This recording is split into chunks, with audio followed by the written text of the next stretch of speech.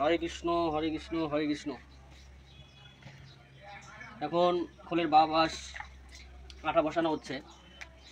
আপনারা একটু দেখুন শ্রীখোলের কীভাবে আঠা বসানো হয়।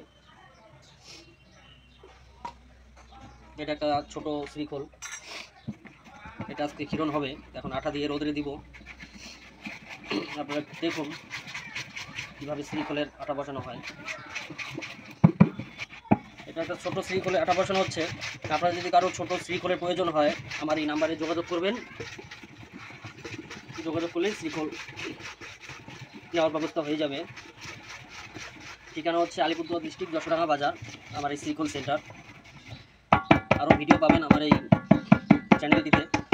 আপনারা দেখুন এবং আমার পাশে থাকুন আরও ভালো ভালো ভিডিও পাওয়ার জন্য। শ্রীখোলের কীভাবে শ্রীখোল তৈরি হয় আপনারা দেখতে পাবেন। এটা এখন আটা বসানো হলে রোদ্রে দিব, এরপরে ক্ষীরণ হবে। লম্বা বেরো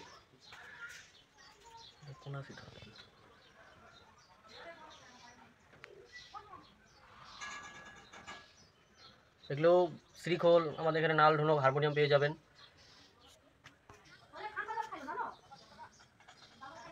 এই হলো আমার দোকানের কার্ড, এখানে সব ডিটেলস দেওয়া আছে, আপনারা দেখে নেবেন।